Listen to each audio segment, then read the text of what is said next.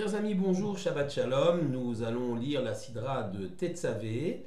La Sidra de Tetzavé suit celle de Teruma dans le livre de Shemot. Après avoir énuméré dans la paracha de Teruma la construction du Mishkan, du sanctuaire, Tetzavé va se consacrer en grande partie à la confection des habits du Kohen Gadol ainsi qu'à celle des habits des Kohen simples, quand même idiotes comme on l'appelle, donc qui vont servir au temple de Jérusalem. Mais l'introduction de cette Sidra Tetzavé, avec le mot Tetzavé, concerne d'abord la confection de l'huile nécessaire à l'allumage du candélabre de la menorah. La paracha commence ainsi: Ve'ata Tetzavé et Bnei Israël, et toi tu ordonneras aux enfants d'Israël, Ve'yukru elecha shaim en zayit zar katit lamao, et tu prendras pour toi, ou ils prendront pour toi, de l'huile d'olive pure, concassée pour le luminaire. Première remarque que nous pouvons faire sur cette paracha, c'est une paracha dans laquelle le nom de Moshe n'apparaît à aucun moment. Nos sages nous expliquent que lorsque Moshe a défendu les Bnei Israël après la faute du Vaudor, lorsque l'Éternel voulait les exterminer, Moshe a dit à Dieu: écoute, ou tu les épargnes, ou alors, si tu ne veux pas les épargner, efface-moi de ton livre. Et on dit que la malédiction d'un tzaddik, même si finalement Dieu a épargné les Béné Israël, eh bien, laisse toujours des traces. Et bien sûr, le nom de Moshe ne disparaît pas de la Torah, mais au moins dans une sidra, pour pouvoir finalement respecter la parole de Moshe, le nom de Moshe est escamoté, ne disparaît totalement dans cette sidra de Tetzavé, peut-être aussi pour laisser la place ici à Aaron, le Kohen Gadol, puisque finalement c'est à lui, et en grande partie à lui, qu'est consacrée cette sidra dans la confection des habits du Kohen Gadol. Mais revenons sur le premier verset. Donc tu ordonneras aux enfants d'Israël qu'ils prennent pour toi donc de l'huile d'olive pure pour le chandelier. Alors ce qui est intéressant, la lecture de Rashi nous explique katit, le mot katit qui veut dire concassé, écrasé, katit la maor, velo katit la menachot. Cette huile devra provenir d'olive concassée pour le maor, c'est-à-dire pour le luminaire, le candélabre, mais non pas pour les menachot, les offrandes de farine que l'on faisait au Mishkan et ensuite au temple de Jérusalem. Klomar, dit Rashi, Oto shemen chez l'akrou la menorah chez Bamikdash, la même huile qu'ils ont pris pour la menorah, pour le candélabre dans le Bet Amikdash, ayat sarich yod katit. Il fallait qu'elle provienne d'une fabrication à partir d'olives que l'on a écrasées et dont on a écrasé vraiment de façon extrêmement fine et extrait le jus. Ketisha ou techina, donc écrasé et moulu pratiquement en fine poudre.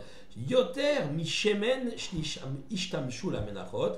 Et ce processus-là pour extraire en toute l'huile, en écrasant véritablement cela, devait être plus fin et plus abouti que celui nécessaire pour la confection des menachot, c'est-à-dire des offrandes de farine.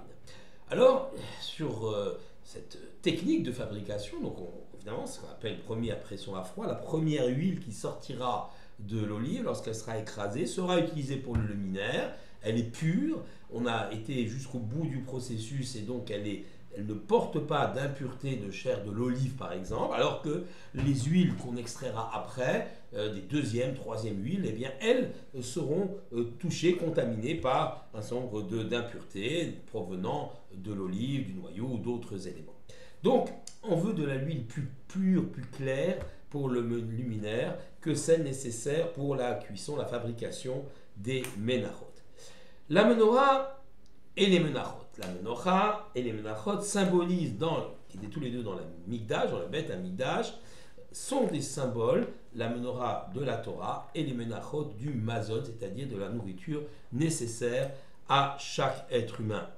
La menorah, bien sûr, symbolise la Torah, comme c'est marqué, Ner mitzvah vetorat or, la mitzvah, donc c'est dans Mishneh, la mitzvah, et la bougie est pour la mitzvah, et la Torah, c'est la lumière.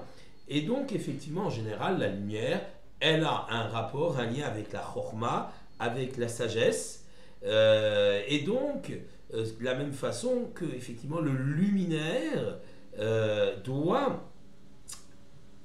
illuminer, doit rayonner au-delà même des limites du temple de Jérusalem, à travers des fenêtres dont l'ouverture était étroite à l'intérieur et large à l'extérieur pour pouvoir faire en sorte qu'elle diffuse. Et effectivement, cette lumière doit être pure et elle ne doit pas être contaminée par des lumières qui soient des lumières extérieures, des philosophies extérieures. Ça ne veut pas dire qu'il est totalement interdit d'apprendre les sciences et les philosophies extérieures, mais lorsqu'on enseigne la Torah, il faut que celle-ci soit authentique et non pas déformée par différentes influences extérieures. Et c'est pourquoi le luminaire, qui donc représente cette Torah, la lumière du luminaire, doit être porté par une huile la plus pure possible, par une huile qui est sans contamination, afin que cette lumière rayonne, soit claire, et qu'effectivement c'est bien la chorma, la sagesse de la Torah, qui diffuse dans le peuple d'Israël, non pas une quelconque autre sagesse. Et alors effectivement, pour le mazon, pour la nourriture, on a moins besoin, si on peut dire, d'aller jusqu'à cette pureté. Mais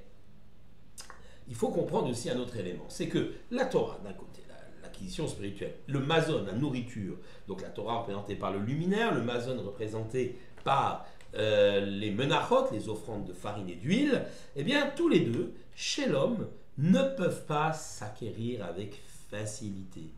Les deux, que ce soit la quête spirituelle de la Torah ou la quête de la parnassa, pour qu'un homme puisse vivre dignement dans ce monde, toutes les deux nécessitent un effort important pour l'homme.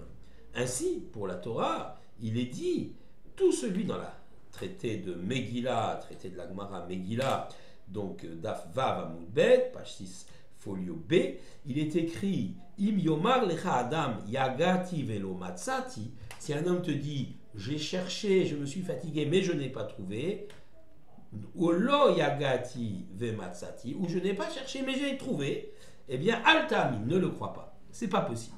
Un homme, dans sa conquête spirituelle, doit faire un effort. La spiritualité ne vient pas comme cela, don du ciel immédiat. Il n'y a pas une personne qui entend des voix, il entend Dieu, et ça y est, il devient sage. C'est quelque chose qui s'acquiert, qui se travaille toute sa vie avec beaucoup d'abnégation, beaucoup de courage, avec également de la continuité, quelque chose qui nécessite une assiduité dans le limoud et dans le travail de ces qualités premières, de ce qu'on appelle les midot. Également les Pirkei Avot eux-mêmes disent Atken atzmecha lidmon Torah, fixe-toi donc un temps pour étudier la Torah, chez Eina Yerushalach, car elle n'est pas un héritage pour toi. Si tu ne travailles pas pour l'acquérir, elle ne peut pas être acquise. Ce n'est pas un héritage, même si ton père est un grand rave, un Talmid Chacham, peut-être ne le seras-tu pas, si tu ne fais pas l'effort suffisant pour l'acquérir. Et celui qui dit « j'ai cherché, je me suis fatigué, je n'ai pas trouvé », ne le crois pas non plus, car toute recherche spirituelle a un résultat.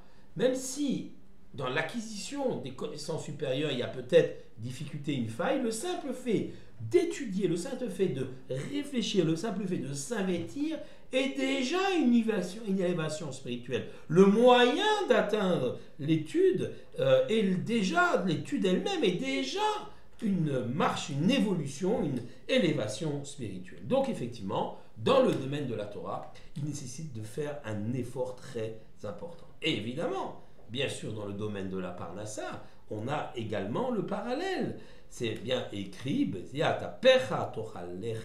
avec à la sueur de ton front, dans la strate Bereshit, tu gagneras ton pain, tu acquériras ton pain. Donc la Parnassa, et on le sait ô combien de personnes peinent à joindre les deux bouts, à arriver à pouvoir se construire matériellement et à vivre donc dans la dignité. Donc c'est aussi un labeur très très important, quelque chose dans lequel l'homme doit investir. Mais il y a une différence entre les deux. Pour la recherche spirituelle, si on considère que la lumière qui est allumée par les mèches de la menorah et l'huile qui les alimente, il y a décidé d'un travail d'aller jusqu'au bout, de s'investir totalement, c'est le Icar, c'est l'essentiel de notre vie. Et c'est pourquoi il est marqué Katit la Maor, pour le luminaire, pour la Torah, pour la recherche spirituelle, tu dois écraser, tu dois aller jusqu'au bout, tu dois couper en petits morceaux. J'allais dire vraiment t'investir totalement, toute ta personne, extraire le meilleur de toi-même, comme on extrait l'huile au maximum pur de l'olive, et bien là tu dois extraire de toi-même le meilleur de toi-même pour pouvoir acquérir une élévation spirituelle, morale, éthique pour pouvoir te grandir. En ce qui concerne la parnassa, bien sûr, il y a un effort à fournir. Bien sûr, il faut que tu te donnes aussi de façon importante, mais peut-être un peu moins investir de tes forces. À partir du moment où tu as atteint un certain seuil de dignité, peut-être que là, il faudrait conserver tes forces pour aller rechercher l'évolution, l'élévation spirituelle. Donc, il y a cette idée très très forte, dans le spirituel, aller jusqu'au bout, pour extraire le meilleur de nous-mêmes, comme on va extraire la meilleure huile pour le candélabre, dans la recherche du matériel, bien sûr aussi travailler, extraire ce qu'il faut extraire, mais ne pas aller au-delà d'une certaine limite qui me ferait inverser les priorités. Considérer ce qui est Icar, c'est-à-dire ma grandeur spirituelle, et éthique et morale, inférieure à l'acquisition encore de biens matériels de plus en plus importants. Donc c'est une question de choix de vie. Et effectivement, dans finalement, cette introduction, ce petit Rashi, pas si petit que ça d'ailleurs, dans ce texte de Rashi qui nous montre la différence d'huile nécessaire, d'une part pour les menachot, c'est-à-dire les offrandes de faim qui symbolisent la parnassa, le mazon, la nourriture que l'homme doit acquérir chaque jour, et dans l'huile nécessaire pour le candélabre, la différence d'investissement personnel est ici très clairement démontrée. Sachons alors quel est l'essentiel de notre vie, quel est l'accessoire, et peut-être nous aurons peut-être alors à ce moment-là une vie plus sereine. Shabbat Shalom à tous.